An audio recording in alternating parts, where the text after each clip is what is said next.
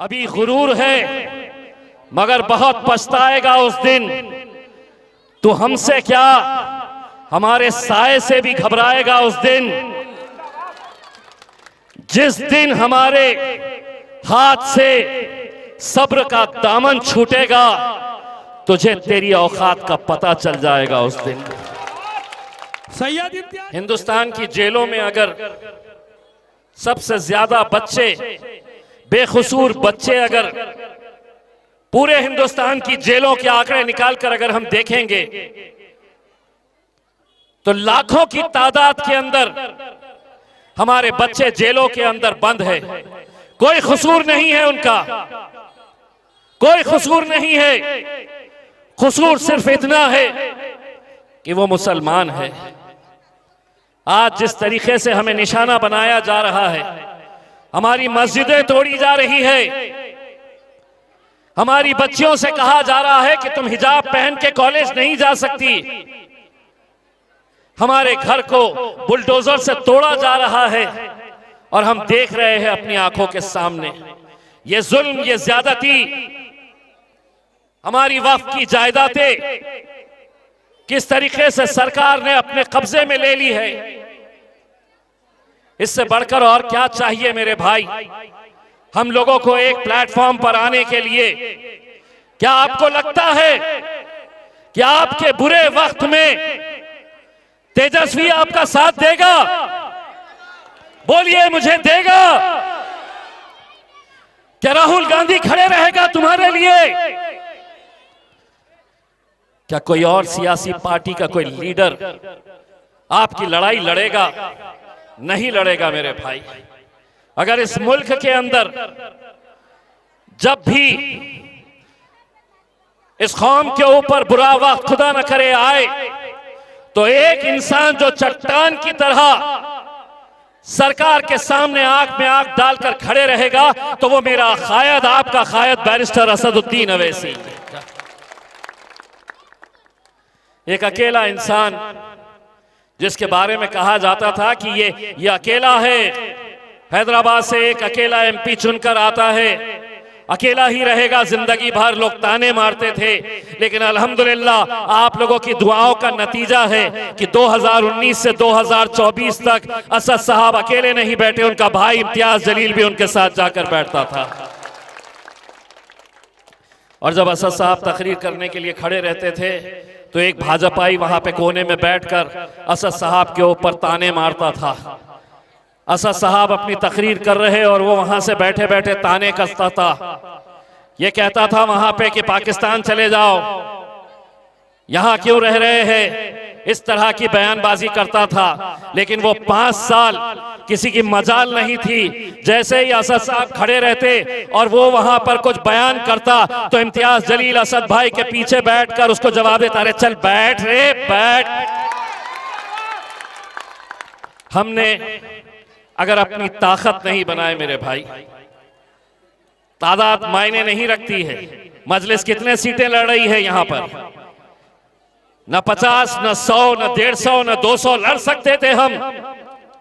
लेकिन आज गिनती की सीटें हमारी है और उसको गिराने के लिए जो जो ताकतें आ रही है, ऐसी भाषा का प्रयोग किया जा रहा है।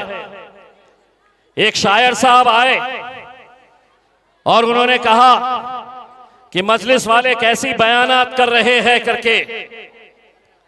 मैं उनसे और उनकी पार्टी से यह पूछना चाहता हूं कि लोकसभा के अंदर एक भारतीय जनता पार्टी का दिल्ली का एमपी, उत्तर प्रदेश के एक मुस्लिम एमपी, हमारे कलमे के भाई दानिश अली साहब को जब पार्लियामेंट के अंदर बहस हुई तो उस भाजपा के एमपी ने मुसलमानों को कैसे शब्दों से क्या क्या लफ्ज इस्तेमाल किया था, ए कटुए, ए आतंकी, ए देशद्रोही। पार्लियामेंट के अंदर ऐसे शब्दों का इस्तेमाल किया गया था।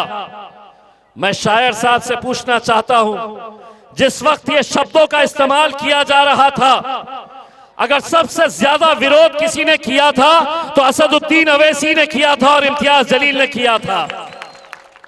तब आपको इतनी तकलीफ नहीं हुई कि मुसलमानों को इस तरीके से पार्लियामेंट के अंदर गालियों से नवाजा जा रहा है।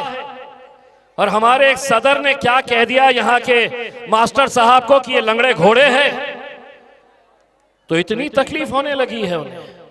उस वक्त क्यों खामोश थे जब पार्लियामेंट के अंदर मुसलमानों को आतंकी बोलकर पुकारा जा रहा था?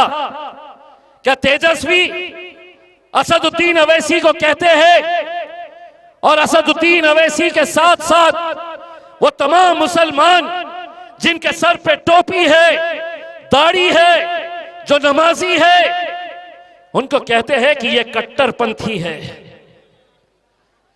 ये चरमपंथी है? साफ कहो, ये आतंकवादी है।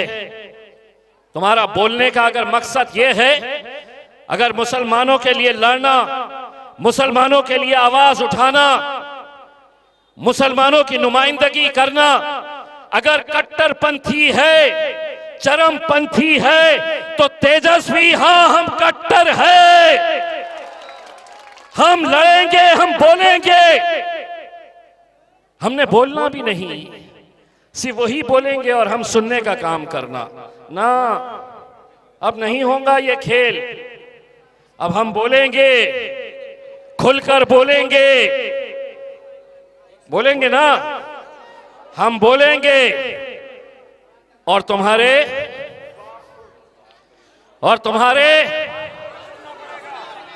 क्या बाप को भी सुनना पड़ेगा। बोलिए मेरी बहनों, उनका बाप को भी सुनना पड़ेगा। बोलो, अब हम बोलेंगे और तुम्हारे बाप को भी सुनना पड़ेगा, बाप को भी सुनना पड़ेगा। हम कोई कांग्रेसी या आरजेडी के या समाजवादी पार्टी के गुलाम नहीं है कि तो तुम जो बोलेंगे वो हम सुनते रहेंगे। हम सुनते थे, कई सालों तक सुनते थे, उस वक्त मजलिस नहीं थी। और अभी तुम जो बोल रहे हो, एक बात अच्छी तरह से समझ लो, अभी गुरूर है मगर बहुत पछताएगा उस दिन। तू हमसे क्या, हमारे साए से भी घबराएगा उस दिन। जिस दिन हमारे हाथ से सब्र का दामन छूटेगा, तुझे तेरी औकात का पता चल जाएगा उस दिन। सैयद इम्तियाज जलील, सैयद इम्तियाज जलील साहब, सैयद इम्तियाज जलील साहब, मजलिस इत्तेहादुल मुस्लिमीन, पतंग की निशान।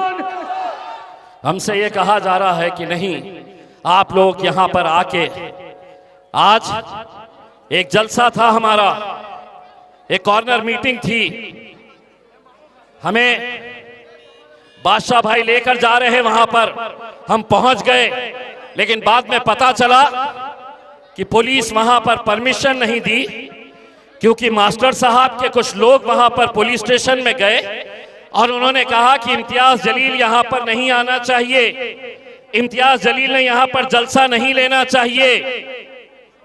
नरेंद्र मोदी पूरे हिंदुस्तान में घूमता है, तुम्हें तकलीफ नहीं? तेजस्वी घूम सकता है, तकलीफ नहीं? राहुल गांधी घूम सकता है, तुम्हें कोई परेशानी नहीं? लेकिन इम्तियाज जलील ने वहां पर नहीं आना चाहिए। मैंने कहा चलिए 3 दिन बचे हुए हैं, तुझे जो जो करना है मास्टर तू कर ले।